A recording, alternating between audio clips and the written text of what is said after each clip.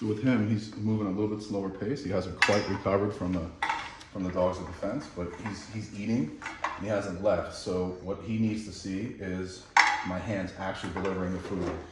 He's fixated on the hands and he's not linking the sound of the food hitting the bowl just yet. So I almost have to lure him into the bowl. So he starts to see it, that my hands are going to deliver to the bowl. So again, little nuances with every dog are different. And now he's starting to keep his head down a little bit more. He's just about finished with that killer. Boom, another one arrives. So now we're in a little rhythm where he hasn't picked up his head. So that little link of him just seeing my hands deliver the food to the bowl made perfect sense to him.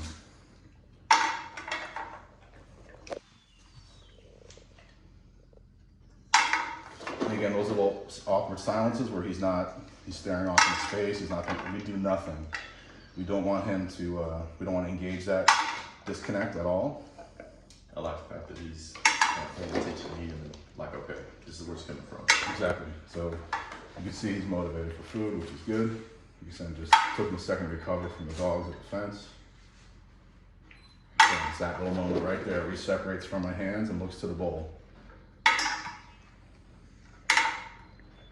So now just as he consumes one piece, and he's still chewing, but his head's down, I'm making it rain. So that's where he's going to process the food arriving, the sound of the food hitting the bowl.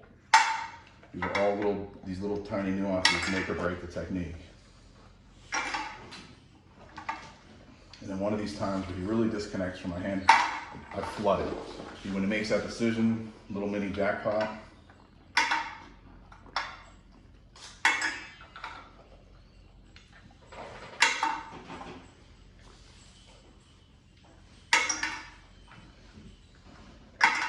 Hasn't picked his head up in several reps. Now I'll force him to pick his head up. Can't. Good. You know, the cool thing about this breed is that the ears create a natural blinders, but they're also like little fans that keep odor circulating around their noses. And what this also is endurance training, man, because, you know, we're doing a couple kibbles at a time. It may take, 10 minutes to deliver his whole meal. You're building up a lot of concentration in a very young dog, where puppies have ADD. So you're getting a shit ton of reward history, a shit ton of reps, but you're bodybuilding for his concentration. Absolutely.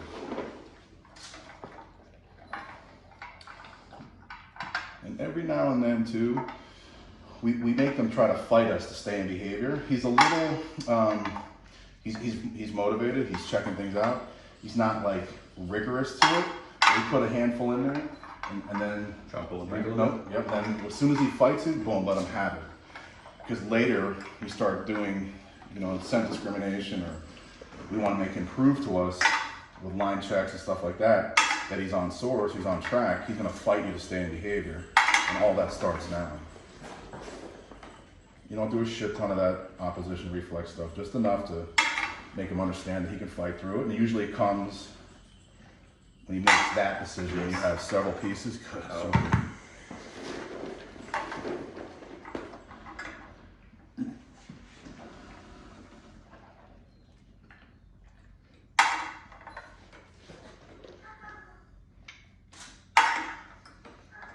you may have caught the kibble midair on that one, bro. On that shot, I heard it.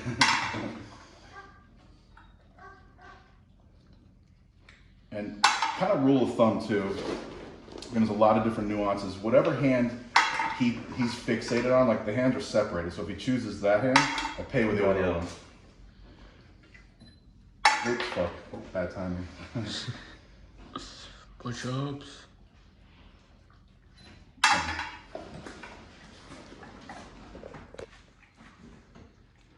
And every dog in every situation tries to find their advantage, right? So that's when he's gonna start to realize it's not the hands, it's fixation to this. Because what's gonna happen over time is that we're gonna shrink this bowl.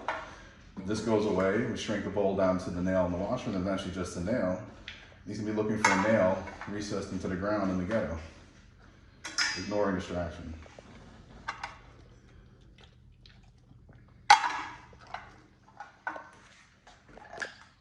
big part of this is you saw me put the bowl together in the beginning. There's human odor all over that. So there's an element of that he's incorporating to the whole scent picture already from the beginning.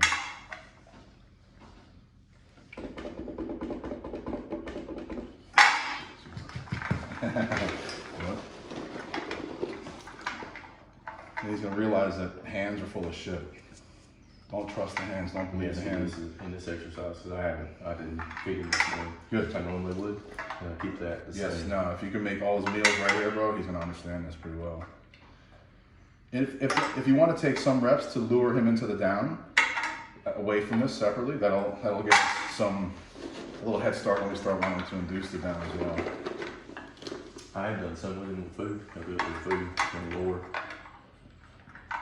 Would you recommend that into a bowl? We'll see. I'll show you what I do. Once you're willing to start playing with the down, we put the whole fist full of food in there, so he creates a little attraction. Again, you just add a little bit of shoulder tip pressure. He's not wiggling away. He's fighting me a little bit.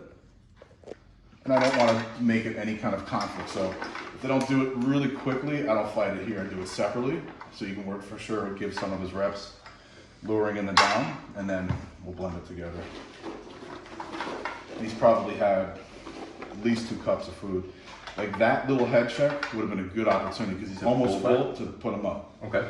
So now pull him up. Hey, let him see it. Hey. And then you put him up, realizing a little negative punishment, what he just missed. You know? Perfect. And he had plenty.